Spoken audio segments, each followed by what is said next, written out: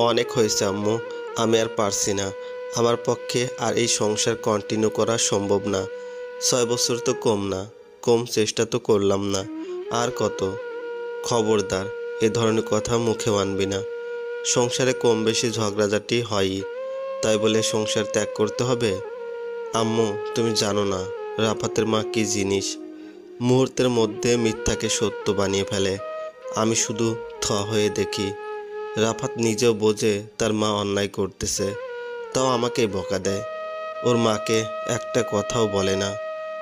স্ত্রীর সাথে মায়ের অন্যায় আচরণ করা দেখে স্ত্রীর পাশে গিয়ে দাঁড়ানো স্বামী সিনেমাতে পাওয়া যায়, বাস্তব জীবনে না। বাস্তব জীবনের ছেলেরা বিয়ের আগে মায়ের যত না ভক্ত থাকে, বিয়ের পর মাকে খুশি রাখতে বউয়ের সাথে খারাপ ব্যবহার করে। এটাই বাস্তব, যুগে যুগে এটাই হয়ে আসছে। তাই বলে স্বচক্ষে অন্যায় হতে দেখলেও এমন এক পেশে আচরণ করে কিভাবে মানুষ? সি। আম্মুর সাথে কথা বলছিলাম। রাফাতের আচরণ দিন দিন অসহ্য লাগছে। এমন একটা ভাব যেন দুনিয়ায় শুধু ওরই মা আছে, ওরই মা ওর জন্য কষ্ট করেছে, আর আমি চৈত্র মাসের মাটি ফেটে বের হয়েছি। আমার মা বাবা কেউ নাই। অবশ্য রাফাতের এমন ভাবার যথেষ্ট কারণ আছে। আমার পরিবার বিয়ের পর থেকে দেখে আসছে রাফাতের এমন আচরণ। তবুও তারা একটা বারের জন্য বলে না, আয় কিছুদিন আমাদের এখানে থেকে যা। গরিব বাবা মায়ের ঘরে আমার জায়গা যে হবে না, এটা রাফাত খুব ভালো করে জানে। আর জানে বলেই ও আমার সাথে দুর্ব্যবহার করার সাহস পায়। অনেক হয়েছে, আর না। বাবা মা যখন আমার কষ্ট বুঝবে না, তখন আমার ব্যবস্থা আমাকেই করতে হবে। সুসাইড করব এই সিদ্ধান্ত নিয়ে বাসা থেকে বের হই। হেঁটে হেঁটে নিউ মার্কেট যাচ্ছিলাম দড়ি কিনতে। রাস্তায় একটা পার্ক পড়ে। পার্কের ভিতর দিয়ে গেলে শর্টকাটে নিউ মার্কেট যাওয়া যায়। হাঁটতে হাঁটতে ক্লান্ত হয়ে একটা বেঞ্চে বসে পড়ি। বাড়তি একটা টাকাও আমার হাতে দেয় না রাফাত। ভাবটা এমন যেন ওর টাকায় আমার কোনো অধিকার নেই। বসে বসে গত রাতের কথা ভাবতে ভাবতে হু হু করে কান্না চলে আসে। থামিয়ে না দিয়ে বয়ে যেতেই দেই ভিতরে কষ্টগুলোকে। হঠাৎ মাথায় কারো হাত বুলানো বুঝতে পেরে চমকে তাকিয়ে দেখি আম্মুর বয়সী এক মহিলা আমার মাথায় হাত বুলিয়ে দিচ্ছেন। আমি তাকাতেই পাশে বসলেন। সস্নেহে জিজ্ঞেস করলেন, কি হয়েছে যে আমি পার্কে বসে কাঁদছি? প্রথমে মুখ না খুললেও পরে ওনার আন্তরিকতা দেখে খুলে বলি ওনাকে, সংসারের প্রতিদিনের ঝিকঝিক, মায়ের বাড়ি যাওয়ার জায়গা না থাকার কথা। উনি আমার সব কথা শুনে কিছুক্ষণ চুপ করে রইলেন। তারপর ধীরে ধীরে বললেন, দেখো মা, তুমি যে সমস্যাগুলোর কথা বললে, বাংলাদেশের প্রায় 90% নারী এই সব সমস্যার মধ্যে দিয়ে যায়। বাংলাদেশের বেশিরভাগ বাবা মা মনে করে মেয়েকে বিয়ে দিয়েছি, এখন সে নিজের মতো করে খাক। যারা আর্থিকভাবে সচ্ছল তারা বাবা মায়ের বাড়ি ফিরে না গিয়েও সংসার থেকে আলাদা হয়ে বাঁচতে পারে। কিন্তু কয়জন নারী আর্থিকভাবে সচ্ছল বলো? বাংলাদেশের বেশিরভাগ পুরুষ ভালোবাসতে জানে, কিন্তু বাবা মায়ের সামনে সেই ভালোবাসার পাশে গিয়ে দাঁড়ানোর মতো মেরুদণ্ড নেই। বাংলাদেশের 95% পুরুষ স্ত্রীর পাশে দাঁড়ানোকে কাপুরুষোচিত মনে করে। মা আর বউয়ের মধ্যে ব্যালেন্সও করতে পারে না, যার ফল ভোগ করতে হয় বেশিরভাগ সময় স্ত্রীকে। বিয়ের পর থেকে এমন এক পেশে আচরণ দেখতে দেখতে তার মন পাথর হয়ে যায়। পরে যখন সে শাশুড়ি হয়, সেও সেম আচরণ করে। যারা তোমার মতো নিগৃহীত তাদের মধ্যে কেউ কেউ আত্মহত্যার রাস্তা বেছে নেয়, কেউ কেউ সারা জীবন ধরে এসব সহ্য করে যায়, আবার কেউ কেউ ঘুরে দাঁড়ায়। কিভাবে আন্টি, কিভাবে ঘুরে দাঁড়াতে হয় বলতে পারেন? আমি সারা জীবন এসব সহ্য করতে পারবো না বলেই আত্মহত্যার সিদ্ধান্ত নিয়েই বাসা থেকে বের হয়েছি। কিন্তু আমি একজন মারা গেলে তাদের কিচ্ছু যাবে আসবে না। আমার 3 বছরের মেয়েটাকে পর্যন্ত আমার কাছে আসতে দেয় না। আমি মারা গেলে আমার মেয়েটাও আমার অভাব বোধ করবে না। ঘুরে দাঁড়াও মা, ঘুরে দাঁড়াও। ইমোশনাল না হয়ে বাস্তববাদী হও। সবার আগে মেয়েকে তোমার কাছে নাও। শ্বশুরবাড়ির সবার আচরণ স্টাডি করো কিছুদিন। সবারই দুর্বলতা থাকে, তাদের দুর্বলতাও জেনে নাও। টেকনিক্যালি হ্যান্ডেল করতে শেখো। চট করে মাথা গরম করবে না। ঠান্ডা মাথায় চললে দেখবা সমস্যা অনেক কমে যাবে। আর একটা ব্যাপার হলো, হাজব্যান্ডের আস্থা অর্জন করো। এমনভাবে তার আস্থা অর্জন করবে যাতে একসময় তোমার বিরুদ্ধে অন্য কেউ কিছু বললে সেটা বিশ্বাস না করে। হাজব্যান্ডকে উপলব্ধি করাও যে তোমার কাছে দুনিয়ায় সব কিছুর ঊর্ধ্বে তোমার হাজব্যান্ড। প্রতিটা মানুষ ভালোবাসার কাঙ্গাল হয়, এতে কিন্তু তুমি তার বশ্যতা স্বীকার করছো না, বরং তাকে তোমার ঢাল বানাচ্ছ, শক্তিশালী মজবুত ঢাল। আন্টির দুর্বলতা জেনে কি ব্ল্যাকমেল করব, জিজ্ঞেস করি আমি। না, তুমি তাদের সেই দুর্বল জায়গায় বা দুর্বল ক্ষতে প্রলেপ লাগাবে, তাদের কাটা জায়গায় নুন না দিয়ে মলম দেবে। ওরা ততক্ষণই তোমাকে কষ্ট দিবে যতক্ষণ ওদের দেওয়া কষ্টে ওদের এক্সপেকটেশন অনুযায়ী আচরণ করবা, কারণ তোমার কষ্টে ওদের আনন্দ। কিন্তু তুমি যদি কষ্টটাকে তোমার শক্তি করে ওদের সামনে প্রকাশ না করে হাসি মুখে থাকো, একটা সময় ওরা আর তোমাকে ঘাটাবে না। শোনো মা, তোমার যেহেতু সংসার করা ছাড়া দ্বিতীয় অপশন নাই, সেহেতু সংসারে যাতে তুমি নিজে ভালো থাকো সেটাই করবে। মেয়েকে তোমার কাছ থেকে আলাদা করেছে তোমাকে কষ্ট দিতে, কিন্তু তুমি এই জন্য তোমার শাশুড়িকে ধন্যবাদ দাও। বলো যে উনি তোমার বাচ্চা সামলে তোমার উপকার করছে। বাচ্চা তোমার বিরক্তের জিনিস, দেখবা উনি নিজেই ঠেলে দেবেন বাচ্চাকে তোমার দিকে।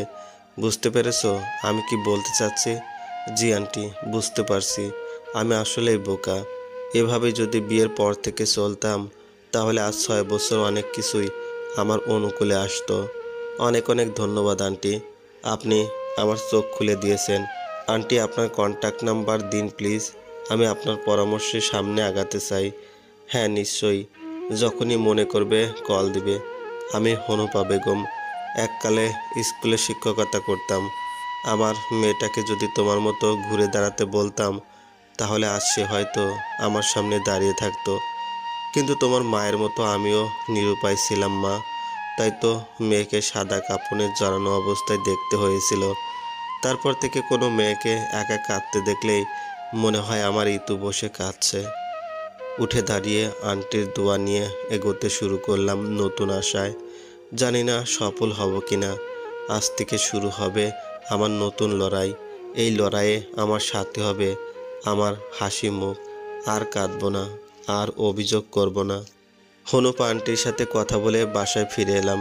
ততক্ষণে বিকেলের নাস্তার সময় হয়ে গেছে। হাত মুখ ধুয়ে বিকেলের চা নাস্তা বানানোর কাজে লেগে গেলাম। আমার শাশুড়ি প্রতিদিন বিকেলে ছোলা ভুনা দিয়ে মুড়ি খান।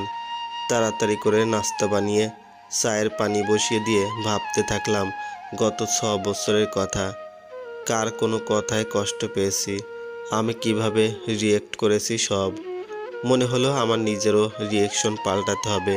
মনে মনে সিদ্ধান্ত নিয়ে ফেললাম দিন বদলের শুরুটা করতেই হবে। জলে ভাস করতে গেলে সবার আগে সাঁতার জানা জরুরি। শাশুড়িকে চা দিতেই ওনার স্বভাবসুলভ ভঙ্গিতে বলে উঠলেন, ম্যাডামের কোথায় যাওয়া হয়েছিল রং করতে? অদ্ভুত ব্যাপার, উনি সবসময় আমার সাথে এভাবে ভাব বাচ্চে কথা বলেন। বরাবরের মতোই শুনিয়েই আমার পিত্তি জ্বলে গেল কথার ঢঙে, কিন্তু মাথা ঠান্ডা রেখে উত্তর দিলাম, ধন্যবাদ মা, আপনি আমার মেয়েটাকে দেখে রাখেন জন্য আমি নিশ্চিন্তে বাইরে যেতে পারি। আপনার ছেলে সেদিন বলছিল আমি নাকি একটু মুটিয়ে গেছি, তাই ভাবলাম আপনি যখন মুনিয়াকে দেখে রাখেন সে তো আমি বিকেল করে হেঁটে আসতে পারি। সাথে সাথে তেলে বেগুনে জ্বলে ওঠেন উনি। মেয়ের দিকে তো কোনো খেয়াল নাই, খালি আছে নিজেকে নিয়ে। আমার রক্ত তো আর আমি ফেলে দিতে পারি না, দেখে রাখি সেটাও দোষ। আজ আসুক রাফাত, পা কেমনে খাটো করতে হয় জানা আছে আমার। প্রচণ্ড মেজাজ খারাপ হলেও কথাটা ইগনোর করে ঘর থেকে বেরিয়ে আসি। রুমে গিয়ে রাফাতকে কল দেই। সে আমার সাথে দুর্ব্যবহার তখনই করে যখন ওর মা বোন ওকে উস্কে দেয়। আমি সাধারণত নিজ থেকে ওকে কল দেই না।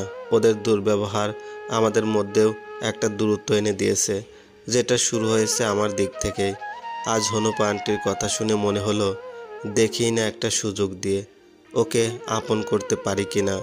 আমার কল পেয়ে রাফাত অবাক হয়ে যায়, সাথে খুশিও হয় মনে হলো। জিজ্ঞেস করলো হঠাৎ ফোন দেওয়ার কারণ। আমি এড়িয়ে যাচ্ছিলাম। হঠাৎ শাশুড়ি চিৎকার করে ওঠেন, পরাণের নাগরের সাথে বাইরে দেখা করেও আশ মেটেনি। বাসায় ফিরেও ফোনে কুটুর কুটুর শুরু করছে। আজ আসুক রাফাত। ফোনের ওপাশ থেকে সবই শুনে রাফাত জিজ্ঞেস করে কি হয়েছে। আমি কিছু না বলে এড়িয়ে যেতে চাইলেও পারি না। জানিয়ে দেই রাফাতকে আজ ঘরে বসে দম বন্ধ লাগছিল, তাই বিকেলে একটু হাঁটতে গেছিলাম। ফেরার পর থেকেই মা রেগে আছেন। আজ রাফাত বাসায় ফিরে আগে শাশুড়ি রুমে যায়। অন্যদিন নিজের রুমে গিয়ে ড্রেস চেঞ্জ করে ফ্রেশ হয়ে তারপর মায়ের রুমে যায়। ওর মা ওকে দেখেই বলে ওঠেন, আসছিস, ভালো হয়েছে। আমি ডাকতাম তোকে। তোর বউয়ের কি করবি বল? আমি আর এই মেয়ের সাথে থাকতে পারবো না। তুই চিন্তাও করতে পারবি না কি করছে। ওর জন্য রক্ত পানি করে কষ্ট করতেছিস আর ও বাইরে নাগর পুষে। সি সি সি। আমাকে এসে বলে মুনিয়াকে দেখে রাখার জন্য ধন্যবাদ, যেন তার অভিসারের জন্য আমি মুনিয়াকে দেখে রাখি। বাড়িতে ঢুকেই নাগরের সাথে ফোনে কথা শুরু করছে। দেখা করে এসেও আশ মেটেনি নায়িকার। তুই কি বিচার করবি কর। হঠাৎ রাফাতের ফোনে একটা কল রেকর্ড চালু হয়। সেখানে আমার আর রাফাতের কথোপকথন ছাড়াও শোনা যাচ্ছে ওনার চিৎকার। এই ফোন কলের কথা বলছো মা? রাফাত জিজ্ঞেস করে। থতমত খেয়ে যান শাশুড়ি। আমতা করে বলেন, ফোনের পিছনে কে ছিল আমি জানি। হয়তো তুই আসার আগে কল লিস্ট মুছে দিয়েছে, তারপর তোকে কল দিয়েছে সাধু সাজতে। শাশুড়ি এই কথায় বল আমার কোর্টে আসতে আসতে হঠাৎ ঘুরে ওনার কোর্টে গিয়ে পড়ে। রাফাত কিছু না বলে গম্ভীর মুখে ঘরে চলে যায়। পরদিন দুপুরে খেয়ে উঠেছি জাস্ট। রাফাতের কল। আগের দিনের ঘটনার জন্য তীব্র অনীহা নিয়ে কল রিসিভ করি। খেয়েছো? এইমাত্র খেয়ে উঠলাম। কালকের জন্য আমি সরি। রাফাতের এই কথা শুনে প্রচণ্ড রাগ উঠে যায়। ফোন কেটে দেই। রুমে চলে আসি। হু হু করে কান্না চলে আসে। কাপুরুষ একটা। মায়ের সামনে দাঁড়িয়ে সরি বলার সাহস নাই, আসছে ফোনে সরি বলতে। সন্ধ্যায় রাফাত বাসায় ফিরে আমার ফোনের কল হিস্ট্রি নিয়ে। যেহেতু সিমটা তার নামে নেওয়া, সেহেতু কল হিস্ট্রি বের করতে কষ্ট করতে হয় না। ফোন হিস্ট্রি জুড়ে শুধু ওর রিসিভ কল, আম্মুকে করা কল আর আমার ননদের রিসিভ কল। এই 3 নম্বরের বাইরে কোনো এন্ট্রি নাই গত 3 মাসে। রাগে দুঃখে অপমানে আমার চোখ ফেটে কান্না চলে আসে। কিন্তু এই কাপুরুষের সামনে সেটি দেখিয়ে নিজেকে আর অপমান করতে ইচ্ছে করলো না। রাফাত কল হিস্ট্রি ওর মাকে দেখিয়ে আনলো। আমি দাঁতে দাঁত পিষে শুধু বললাম, কাপুরুষ। কিছুদিন পরে শাশুড়ি বাথরুমে পিছলে পড়ে পা ভাঙ্গেন, সাথে পিঠেও আঘাত পান। হসপিটালে ভর্তি করাতে হয়। ওনার এমন অবস্থা যে অ্যাডাল্ট ডায়াপার পরিয়ে রাখতে হচ্ছে। আমি 3 দিন 3 রাত হসপিটাল থেকে নড়িনি, ওনার সেবা করে যাচ্ছি। বিকেলে এক প্রতিবেশী আন্টি ওনাকে দেখতে এলে ওনাকে রেখে আমি মেডিসিন আনতে নিচে ফার্মেসিতে যাই। ফিরে রুমে ঢুকবো, এই সময় শুনি শাশুড়ি বলছেন, আপনি যাই বলেন আপা, আমার রিফা থাকলে আমার আরও ভালো দেখাশোনা করতো। পরের মেয়ে আর নিজের মেয়ের মধ্যে পার্থক্য আছে না? ওকে জানায়নি আমার এত সিরিয়াস অবস্থা, তাহলে ওকে আটকে রাখা যেত না, ছুটে চলে আসতো। মুহূর্তেই মনটা বিষিয়ে যায় আমার। গত 3 দিন 3 রাত জাগার সমস্ত ক্লান্তি এসে ভর করে সেই মুহূর্তে। রাফাত অফিস থেকে ফিরে ক্লিনিকে এলে শাশুড়ির সামনেই বলি, মার যেই অবস্থা সেটা রিফাকে জানানোর দরকার ছিল না? ও তো মার মেয়ে, ওরও অধিকার আছে মার সেবা করার। ও সেবা করলে মা আরও দ্রুত সুস্থ হয়ে উঠবেন। আমার ননদ রিফা ওর বরের সাথে কক্সবাজার যাওয়ার টিকিট করেছে।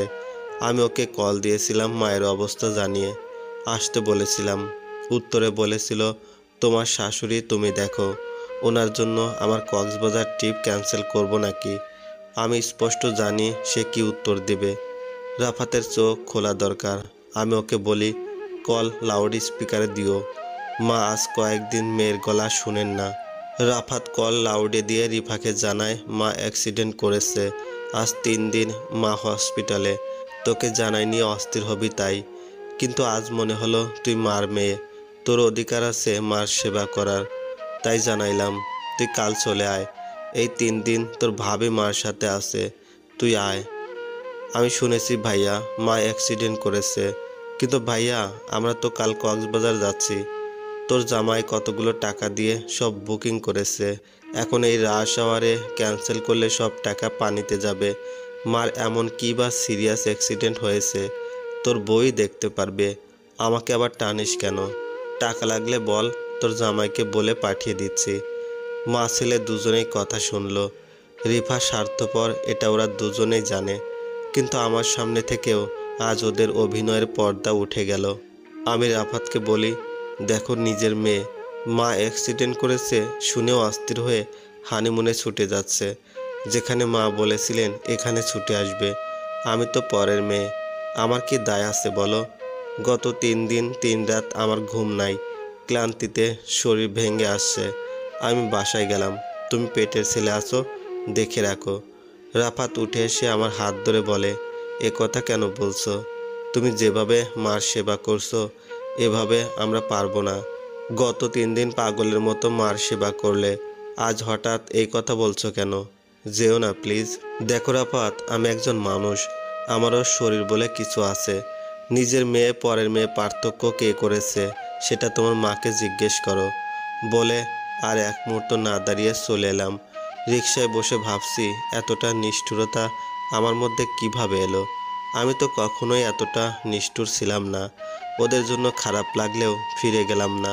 আমি কি বা আমার উপস্থিতি কি বা আমার অভাব কি এটা ওদের বোঝা উচিত। যতক্ষণ ওরা এটা না বুঝবে আমার সাথে অন্যায় হতেই থাকবে। আম্মুর বাড়ি থেকে মেয়েকে নিয়ে বাসায় চলে আসি। রাফাত আমাকে ফোন দিয়ে যায় বারবার, আমি রিসিভ করি না। এক পর্যায়ে বিরক্ত লাগলে রিসিভ করে বলি, তোমার বোন টাকা পাঠাতে চেয়েছে, সেই টাকায় নার্স ঠিক করো। তোমার মায়ের সেবা না করার জন্য আল্লাহ আমাকে ধরবেন না। তারপরও মানবিকতার খাতিরে নিঃস্বার্থভাবে সেবা করতে গেলাম, অথচ তোমার মা সেখানেও সন্তুষ্ট না। আমার মন উঠে গেছে আগের মতো, আর মন থেকে ওনার সেবা করতে পারবো না। এর জন্য যদি তোমার সংসার ত্যাগ করতে হয় তাও সই। তোমরা ভুলে যাও আমি একজন মানুষ। রাফাত অনেক সরি বলে ফোন রেখে দেয়। ওর মা বোন যাই করুক, ও যে আমার অভাব অনুভব করছে এটাই আমার চাওয়া ছিল। আল্লাহর ইচ্ছেতে পরের বছর আর একটা মেয়ে হয় আমার। রাফাতের মধ্যে আরও পরিবর্তন হয়। আমি ওর মাথায় এটা ঢোকাতে সমর্থ হই, তুমিও মেয়ের বাবা, আল্লাহ মাফ করুক।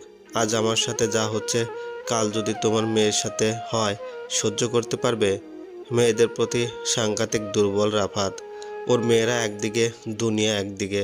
তাই বলে মায়ের প্রতি ভালোবাসা কমে গেছে তা না, কিন্তু আমার সাথে হওয়া অন্যায়ের প্রতিবাদ করতে শিখেছে।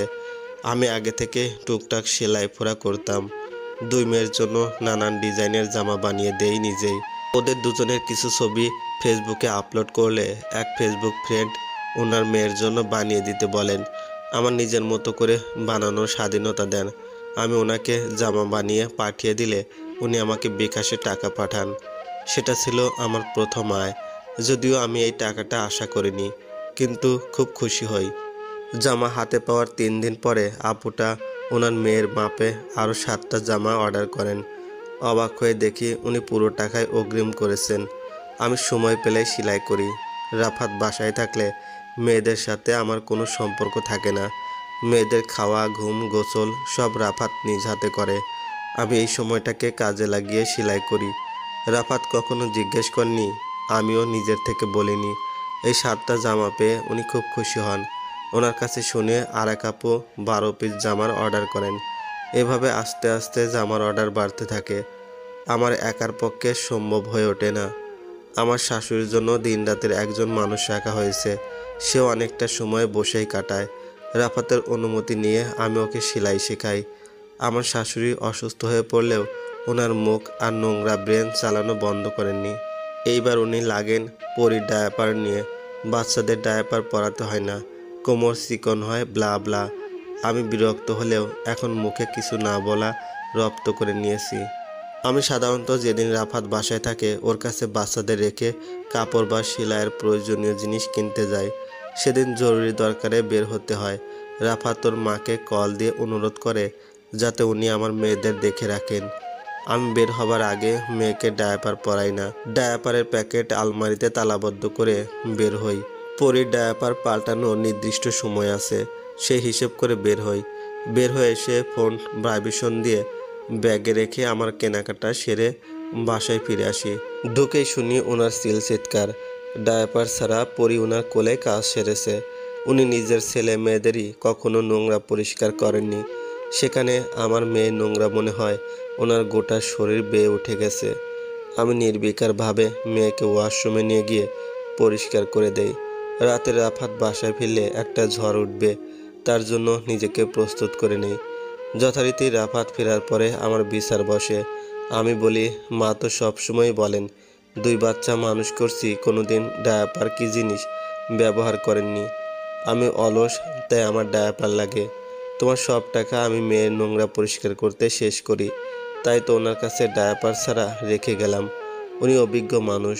আর তাছাড়া দেখো, তোমার 27 টাকা বেঁচে গেল, 2টা সিগারেট বেশি খেতে পারবা। তোমাদের জন্য করে আসলে লাভ নাই, যতই করি তা আমারই দোষ। পরের মেয়ে তো, ভুলে যেও না তুমিও।